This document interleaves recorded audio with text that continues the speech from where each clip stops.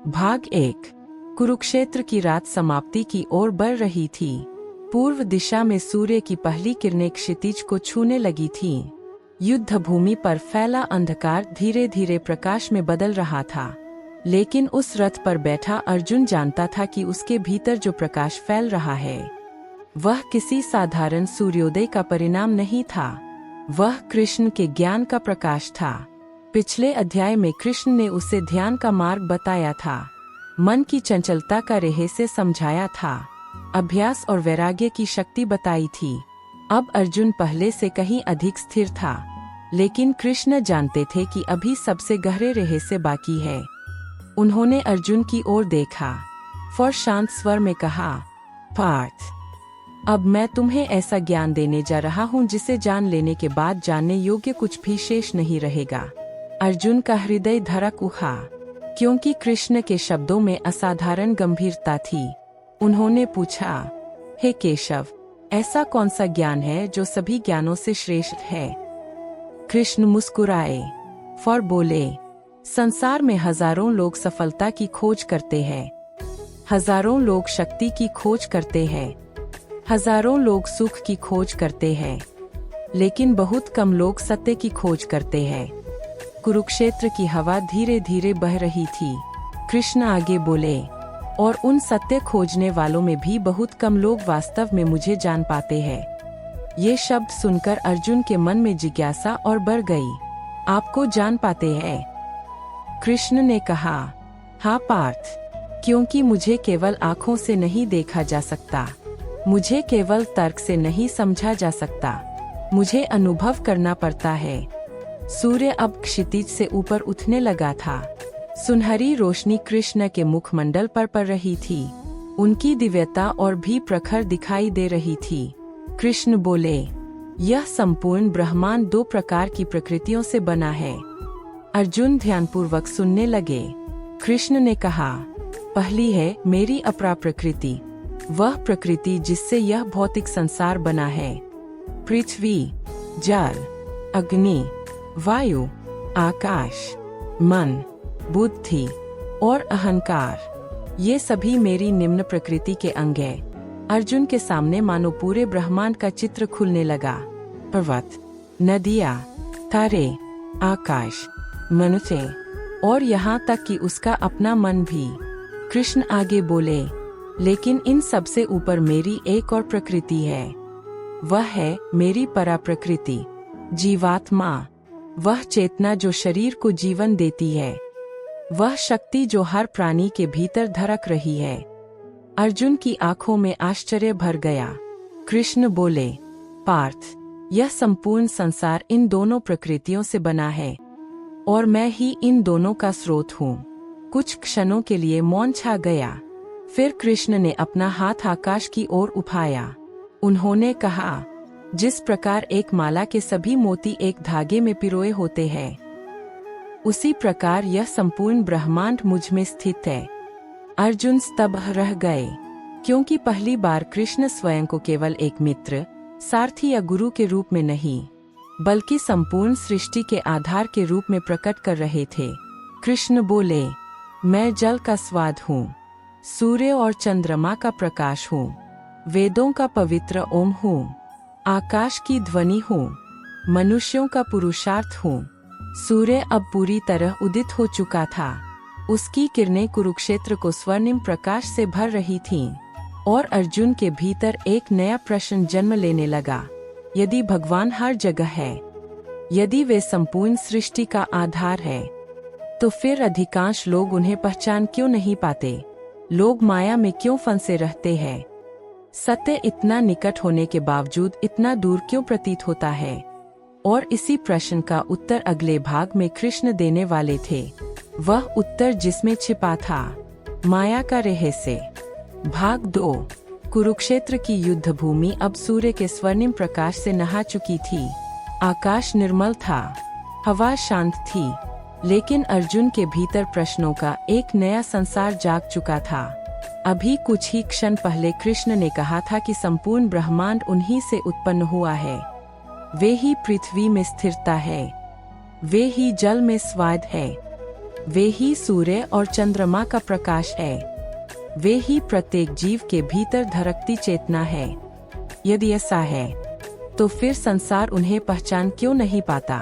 अर्जुन ने वही प्रश्न कृष्ण से पूछा।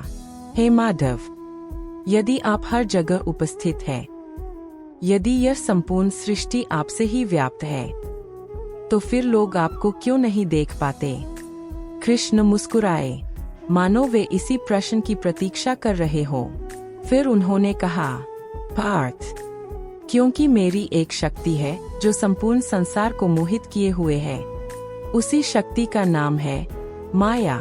यह शब्द सुनते ही अर्जुन का ध्यान और गहरा हो गया। माया, यह शब्द उन्होंने पहले भी अनेक बार सुना था, लेकिन आज वे स्वयं भगवान से उसका वास्तविक अर्थ जानने वाले थे। कृष्ण बोले, माया का अर्थ केवल भ्रम नहीं है। माया वह शक्ति है जो अस्थाई को स्थायी प्रतीत कराती है, जो शरीर को आत्मा से अधिक महत्वपूर्ण दिखाती है, जो मनुष्य को बाहरी वस्तुओं में सुख खोजने के लिए प्रेरित करती है। कुरुक्षेत्र की हवा धीरे धीरे बह रही थी। कृष्ण आगे बोले, मनुष्य धन को स्थायी समझता है, यश को स्थायी समझता है, संबंधों को स्थायी समझता है, अपने शरीर को स्थायी समझता है, लेकिन समय सब कुछ बदल देता है। अर्जुन ध्यानपूर्वक सुन रहे थे। कृष्ण ने कहा, माया का सबसे बड़ा प्रभाव यह है कि वह मनुष्य को उसके वास्तविक स्वरूप से दूर कर देती है। वह उसे यह भुला देती है कि वह केवल शरीर नहीं है, वह एक अमर आत्मा है। कुछ क्षणों के लिए मौन छा गया।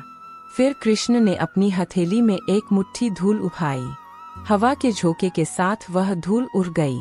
कृष्ण बोले, पार्थ, संसार की अधिकांश इच्छाएं इसी धूल की तरह है। कुछ समय के लिए दिखाई देती है, फिर समय के साथ विलीन हो जाती है, लेकिन मनुष्य उन्हें पकड़ने में अपना पूरा जीवन बिता देता है। अर्जुन के मन में अनेक स्मृतियां उभरने लगीं। राज्य, सत्ता, युद्ध, विजय, पराजय।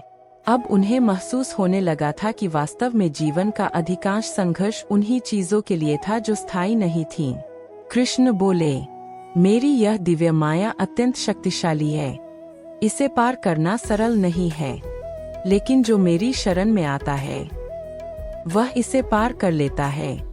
ये शब्द अर्जुन के हृदय में गहराई तक उतर गए। उन्होंने पूछा, हे केशव, कौन लोग आपकी शरण में आते हैं?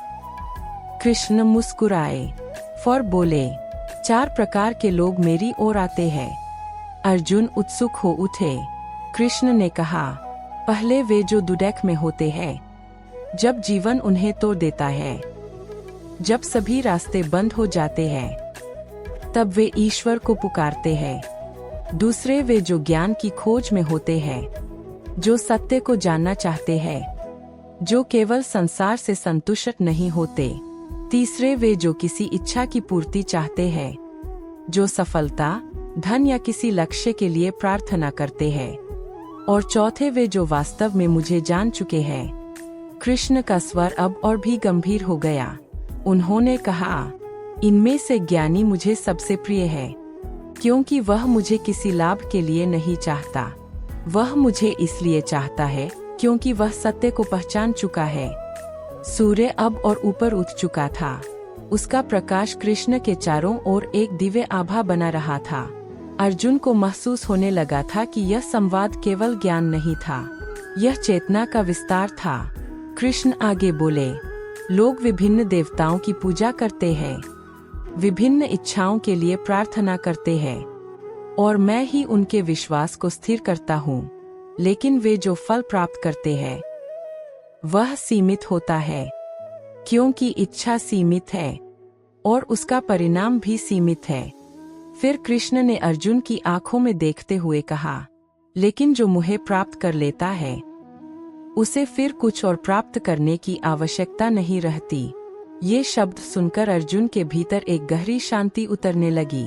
उन्हें पहली बार अनुभव हुआ कि ईश्वर को जानना केवल धर्म का विषय नहीं है, यह जीवन का अंतिम उद्देश्य है। लेकिन अभी एक और रहस्य बाकी था। यदि भगवान इतने स्पष्ट रूप से संपूर्ण सृष्टि में उपस्थित है, तो फिर मनुष्य उन्हें पहचान क्यों नहीं पाता? क्यों लोग उनके वास्तविक स्वरूप को समझने में असफल हो जाते हैं? और क्यों अधिकांश लोग उन्हें केवल एक साधारण मानव समझते हैं? इसी रहस्य का उद्घाटन कृष्ण अगले भाग में करने वाले थे। भाग 3। कुरुक्षेत्र की युद्ध भूमि पर सुबह पूरी तरह फैल चुकी थी। सूर्य आकाश में ऊंचा उठ रहा था। उसकी स्वर्णिम किरणें धरती को प्रकाशित कर रही थीं, लेकिन उस दिव्य रथ पर जो ज्ञान प्रकट हो रहा था, वह किसी भी सूर्य के प्रकाश से अधिक उज्ज्वल था। अर्जुन गहन ध्यान से कृष्ण को सुन रहे थे। अभी कुछ समय पहले कृष्ण ने माया का रहस्य बताया था। उन्होंने समझाया था कि कैसे मनुष्य अस्थायी वस्तुओं को स्थायी समझ बैठता है, कैसे इच्छाएं और मोह उसे सत्य से दूर ले जाते हैं। लेकिन अर्जुन के मन में अब एक नया प्रश्न उठ रहा था। यदि कृष्ण संपूर्ण सृष्टि के आधार है, यदि वे स्वयं परम सत्य है, तो फिर अधिकांश लोग उन्हें पहचान क्यों नहीं पाते? अर्जुन ने पूछा, हे माधव, यदि आप संपूर्ण ब्रह्मांड के स्वामी हैं, तो लोग आपको एक साधारण मनुष्य क्यों समझते हैं? कृष्ण मुस्कुराए। उनकी मुस्कान में करुणा भी थी और एक गहरा रहस्य भी। उन्होंने कहा, पार्थ, क्योंकि मैं अपनी योगमाया से आवृत रहता हूँ। यह शब्द सुनते ही अर्जुन की जिज्ञासा और बढ़ गई। योगमाया? कृष्ण बोले, हाँ, जिस प्रकार बादल सूर्य को नहीं मिटा सकते, लेकिन उसकी रोशनी को हमारी आँखों से छिपा सकते हैं, उसी प्रकार योगमाया मेरे वास्तविक स्वरूप को लोगों की दृष्टि से ढक देती है। अर्जुन ध्यान से सुन रहे थे। कृष्ण आगे बोले, लोग मेरे शरीर को देखते हैं, मेरे मानव रूप को देखते हैं, लेकिन वे उस अनंत चेतना को नहीं देख पाते जो इस रूप के पीछे विद्यमान है। कुरुक्षेत्र की हवा धीरे धीरे बह रही थी। कृष्ण ने कहा, जब मैं पृथ्वी पर अवतार लेता हूँ, तो लोग मुझे अपने जैसा समझने लगते हैं। वे सोचते हैं कि मेरा जन्म भी सामान्य मनुष्यों की तरह हुआ है, लेकिन वे नहीं जानते कि मैं अजन्मा हूँ, अनादि हूँ, अविनाशी हूँ। ये शब्द सुनकर अर्जुन के मन में वह दिन उभर आया जब कृष्ण ने अध्याय 4 में अपने दिव्य अवतार का रहस्य बताया था। अब वह उस सत्य को और गहराई से समझने लगे थे। कृष्ण बोले, पार्थ, मैं भूत, वर्तमान और भविष्य तीनों को जानता हूँ। मैं हर जीव के हृदय को जानता हूँ। मैं हर विचार को जानता हूँ, लेकिन जीव मुझे नहीं जान पाते। अर्जुन स्तब्ध थे, क्योंकि यह कोई साधारण कथन नहीं था। यह स्वयं समय के स्वामी की घोषणा थी। कृष्ण ने आगे कहा, मनुष्य द्वंद्वों में उलझा रहता है, सुख और दुख, लाभ और हानि, मान और अपमान, इच्छा और भय। इन सब के कारण उसकी बुद्धि भ्रमित हो जाती है, और भ्रमित बुद्धि सत्य को नहीं देख सकती। कुछ क्षणों तक मौन छा गया। फिर कृष्ण ने दूर खड़ी सेनाओं की ओर संकेत किया। उन्होंने कहा, इन योद्धाओं को देखो, हर कोई कुछ न कुछ पाने के लिए लड़ रहा है। कोई राज्य चाहता है, कोई यश चाहता है, कोई प्रतिशोध चाहता है, लेकिन बहुत कम लोग सत्य को चाहते हैं। ये शब्द अर्जुन के हृदय में गहराई तक उतर गए, क्योंकि वे स्वयं भी कभी इसी जाल में फंसे थे। मोह ने उन्हें घेर लिया था, भय ने उनकी दृष्टि धुंधली कर दी थी, और तभी वे अपने कर्तव्य को भूल गए थे। कृष्ण बोले, लेकिन जो व्यक्ति अपने पापों को शुद्ध करता है, जो सत्य का मार्ग अपनाता है, जो अपने जीवन को धर्म के अनुसार जीता है, उसकी बुद्धि धीरे धीरे निर्मल होने लगती है, और निर्मल बुद्धि अंततः मुझे पहचान लेती है। सूर्य की किरणें अब और तेज हो चुकी थीं। कृष्ण के चारों ओर एक दिव्य आभा फैल रही थी। उन्होंने कहा, पार्थ, जब मनुष्य मुझे जानने का प्रयास करता है, तो मैं स्वयं उसका मार्गदर्शन करता हूँ। मैं उसके हृदय में प्रकाश बनकर प्रवेश करता हूँ, और उसके अज्ञान का अंधकार दूर कर देता हूँ। अर्जुन की आंखों में श्रद्धा भर आई। उन्हें महसूस होने लगा था कि ईश्वर को पाना किसी दूर की यात्रा नहीं है, यह भीतर की यात्रा है। एक ऐसी यात्रा जिसमें अज्ञान धीरे धीरे ज्ञान में बदलता है और ब्रह्म धीरे धीरे सत्य में। लेकिन कृष्ण अभी एक और गहरा रहस्य प्रकट करने वाले थे, एक ऐसा रहस्य जो जीवन और मृत्यु दोनों के अर्थ को बदल देता है। उन्होंने संकेत दिया कि अगले चरण में वे बताएंगे मनुष्य मृत्यु के समय क्या याद करता है और मृत्यु के अंतिम क्षण में ईश्वर का स्मरण इतना महत्वपूर्ण क्यों माना गया है। यहीं से ज्ञान विज्ञान योग एक और गहराई में प्रवेश करेगा। भाग 4। कुरुक्षेत्र की धरती पर सूर्य अब अपने पूर्ण तेज के साथ चमक रहा था। हजारों योद्धा युद्ध की तैयारी में खड़े थे। शंख बजने का समय निकट आ रहा था, लेकिन उस दिव्य रथ पर समय जैसे ठहर गया था। अर्जुन अब केवल एक योद्धा नहीं थे, वे एक जिज्ञासु साधक बन चुके थे। उनके भीतर ज्ञान की प्यास बढ़ती जा रही थी। अभी कुछ ही क्षण पहले कृष्ण ने बताया था कि लोग उन्हें पहचान क्यों नहीं पाते, कैसे योगमाया उनके वास्तविक स्वरूप को ढक देती है, कैसे मनुष्य इच्छाओं और द्वंद्वों में उलझकर सत्य से दूर हो जाता है। लेकिन कृष्ण के शब्दों में एक और संकेत छिपा था। उन्होंने कहा था कि जो व्यक्ति अंत समय में भगवान का स्मरण करता है वह उन्हें प्राप्त कर सकता है। यही बात अर्जुन के मन में गूंज रही थी। उन्होंने विनम्रता से पूछा, हे जनार्दन, यदि कोई व्यक्ति मृत्यु के समय आपका स्मरण करे तो उसका क्या होता है? कृष्ण का चेहरा अत्यंत गंभीर हो गया, क्योंकि अब वे जीवन के सबसे गहरे रहस्यों में से एक का उद्घाटन करने वाले थे। उन्होंने कहा, पार्थ, मनुष्य जिस भाव को अपने अंतिम क्षण में स्मरण करता है, मृत्यु के बाद वही उसकी अगली दिशा बन जाता है। अर्जुन ध्यान से सुन रहे थे। कृष्ण आगे बोले, जिसका मन जीवन भर धन में डूबा रहा, उसका अंतिम स्मरण धन से जुड़ा होगा। जिसका मन भय में डूबा रहा, उसका अंतिम स्मरण भय से जुड़ा होगा। जिसका मन इच्छाओं में डूबा रहा, उसका अंतिम स्मरण इच्छाओं से जुड़ा होगा। कुरुक्षेत्र की हवा शांत थी। कृष्ण बोले, लेकिन जिसने जीवन भर मेरा स्मरण किया है, जिसने अपने मन को मुझ में स्थिर किया है, उसका अंतिम स्मरण भी मुझ में ही होगा और वह मुझे प्राप्त होगा। ये शब्द सुनकर अर्जुन के हृदय में एक गहरा भाव जाग उठा। कृष्ण आगे बोले, अंतिम क्षण अचानक नहीं आता, वह पूरे जीवन का परिणाम होता है। मनुष्य मृत्यु के समय वही याद करता है जो उसने जीवन भर सबसे अधिक याद किया हो। कुछ क्षणों के लिए मौन छा गया। फिर कृष्ण ने एक अत्यंत सुंदर उदाहरण दिया। उन्होंने कहा, कल्पना करो कि एक नदी लगातार समुद्र की ओर बह रही है। जब वह समुद्र के निकट पहुंचेगी तो उसकी दिशा बदलने की आवश्यकता नहीं होगी, क्योंकि वह पहले से उसी ओर बह रही थी। उसी प्रकार जो व्यक्ति जीवन भर ईश्वर की ओर बढ़ता है, उसका अंतिम क्षण भी उसी दिशा में होगा। अर्जुन के भीतर यह बात गहराई तक उतर गई। कृष्ण अब केवल मृत्यु की बात नहीं कर रहे थे, वे जीवन जीने की कला बता रहे थे। उन्होंने कहा, इसलिए पार्थ, केवल मृत्यु के समय भगवान को याद करने की प्रतीक्षा मत करो। हर दिन मुझे याद करो, हर कर्म में मुझे याद करो, हर श्वास में मुझे याद करो, ताकि स्मरण तुम्हारा स्वभाव बन जाए। सूर्य का प्रकाश रथ के स्वर्णिम पहियों पर चमक रहा था। कृष्ण ने आगे कहा, जो व्यक्ति अपने मन और बुद्धि को मुझ में अर्पित कर देता है, वह निश्चय ही मुझे प्राप्त होता है। अर्जुन की आंखों में श्रद्धा भर गई।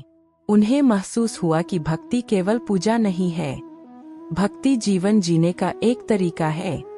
हर क्षण ईश्वर की उपस्थिति को महसूस करना ही भक्ति है। फिर कृष्ण का स्वर और भी दिव्य हो गया।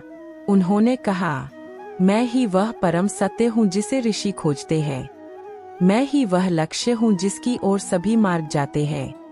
मैं ही वह प्रकाश हूँ जो मृत्यु के अंधकार के पार भी विद्यमान रहता है। कुरुक्षेत्र की भूमि जैसे उन शब्दों से कंपन करने लगी। अर्जुन के भीतर एक अद्भुत शांति उतर रही थी। अब उन्हें समझ आने लगा था कि जीवन और मृत्यु दो अलग घटनाएं नहीं है, वे एक ही यात्रा के दो पड़ाव है और उस यात्रा का अंतिम लक्ष्य परमात्मा है। लेकिन कृष्ण अभी एक और रहस्य बताने वाले थे, एक ऐसा रहस्य जो ब्रह्मांड, समय, सृष्टि और प्रलय के चक्र को समझाता है।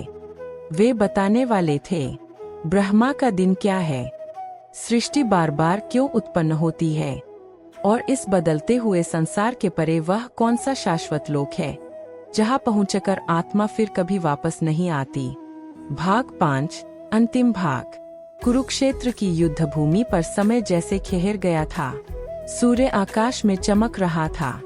हजारों योद्धा युद्ध की प्रतीक्षा कर रहे थे, लेकिन उस दिव्य रथ पर अर्जुन और कृष्ण के बीच जो संवाद चल रहा था, वह केवल युद्ध की तैयारी नहीं था, वह आत्मा की मुक्ति का मार्ग था। अभी कुछ क्षण पहले कृष्ण ने मृत्यु के समय स्मरण का रहस्य बताया था। उन्होंने समझाया था कि मनुष्य जिस भाव को अंत समय में याद करता है, वही उसकी अगली दिशा बन जाता है। लेकिन अब अर्जुन के सामने एक और बड़ा प्रश्न था, यदि आत्मा अमर है, यदि जन्म और मृत्यु एक चक्र है, तो क्या इस चक्र का कोई अंत भी है? क्या कोई ऐसी अवस्था है जहां पहुंचकर आत्मा फिर कभी जन्म नहीं लेती? अर्जुन ने कृष्ण की ओर देखा और पूछा, हे पुरुषोत्तम, क्या कोई ऐसा लोक है जो इस बदलती हुई सृष्टि से परे हो? कृष्ण मुस्कुराए और बोले, हाँ पार्थ, लेकिन पहले तुम्हें इस सृष्टि के चक्र को समझना होगा। कुरुक्षेत्र की हवा धीरे धीरे बह रही थी। कृष्ण ने आकाश की ओर संकेत किया और बोले, जिसे मनुष्य बहुत विशाल समझता है, जिसे वह अनंत मानता है, वह ब्रह्मांड भी समय के अधीन है। अर्जुन ध्यान से सुन रहे थे। कृष्ण ने कहा, ब्रह्मा का एक दिन हजारों युगों के बराबर होता है, और उसकी एक रात भी उतनी ही लंबी होती है। जब ब्रह्मा का दिन आरंभ होता है, तो असंख्य जीव प्रकट होते हैं, और जब उनकी रात आती है, तो वे पुनः अव्यक्त अवस्था में विलीन हो जाते हैं। अर्जुन स्तब्ध थे, क्योंकि मानव जीवन के कुछ वर्षों की तुलना में यह समय अकल्पनीय था। कृष्ण आगे बोले, सृष्टि बार बार उत्पन्न होती है, बार बार नष्ट होती है, फिर पुनः उत्पन्न होती है। यह चक्र अनादिकाल से चल रहा है।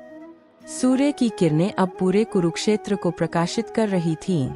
कृष्ण का स्वर और भी गंभीर हो गया। उन्होंने कहा, लेकिन पार्थ, इस परिवर्तनशील सृष्टि के परे भी एक सत्य है, एक ऐसा लोक जो कभी नष्ट नहीं होता, एक ऐसा धाम जो समय से परे है, जहाँ जन्म नहीं है, जहाँ मृत्यु नहीं है, जहाँ दुर्दशा नहीं है, जहाँ भय नहीं है। अर्जुन की आंखों में आश्चर्य भर गया। उन्होंने पूछा, क्या वही आपका परम धाम है? कृष्ण ने उत्तर दिया, हाँ, उसे प्राप्त करने वाला फिर कभी इस संसार में लौटकर नहीं आता। कुछ क्षणों तक मौन छा गया, मानो स्वयं प्रकृति भी उस सत्य का सम्मान कर रही हो। फिर कृष्ण बोले, लोग संसार में स्थायी सुख खोजते हैं, लेकिन संसार परिवर्तन का स्थान है। जो बदलता है वह स्थायी सुख नहीं दे सकता। स्थायी शांति केवल उसी को मिलती है जो शाश्वत को प्राप्त कर ले। अर्जुन अब समझने लगे थे, युद्ध, राज्य, धन, यश, सब कुछ समय के साथ बदल जाता है, लेकिन परमात्मा नहीं बदलते, आत्मा नहीं बदलती, सत्य नहीं बदलता। कृष्ण बोले, जो व्यक्ति प्रेम और श्रद्धा के साथ मेरा स्मरण करता है, जो अपने जीवन को मेरे प्रति समर्पित कर देता है, वह धीरे धीरे इस संसार के बंधनों से मुक्त होने लगता है और अंततः मेरे परम धाम को प्राप्त करता है। कुरुक्षेत्र की हवा में एक दिव्य शांति फैल गई। अर्जुन के भीतर भी एक नई स्पष्टता जन्म ले रही थी। अब उन्हें समझ आने लगा था कि गीता केवल युद्ध जीतने का ज्ञान नहीं है, यह जीवन को समझने का ज्ञान है, यह मृत्यु को समझने का ज्ञान है, यह आत्मा और परमात्मा के मिलन का ज्ञान है। कृष्ण ने अंतिम बार कहा, पार्थ, यह संसार एक यात्रा है, लेकिन इसे अपना अंतिम घर मत समझो। तुम्हारा वास्तविक घर उससे कहीं ऊंचा है, उस शाश्वत धाम में, जहाँ से कोई लौटकर नहीं आता। अर्जुन की आंखें श्रद्धा से भर उठीं। उन्होंने अपने सारथी को देखा, लेकिन अब वे केवल अपने मित्र कृष्ण को नहीं देख रहे थे। वे उस परम सत्ता की झलक देख रहे थे जो संपूर्ण ब्रह्मांड का आधार थी। सूर्य आकाश में चमक रहा था, युद्ध निकट था, लेकिन अर्जुन के भीतर अब पहले जैसी उलझन नहीं थी। ज्ञान धीरे धीरे उनके हृदय को प्रकाशित कर रहा था, और कृष्ण अब उन्हें गीता के अगले महान रहस्य की ओर ले जाने वाले थे, क्योंकि अब वे बताएंगे सबसे गुप्त ज्ञान क्या है, भगवान अपने भक्तों से इतना प्रेम क्यों करते हैं, और क्यों साधारण भक्ति भी महान तपस्या से ऊपर हो सकती है।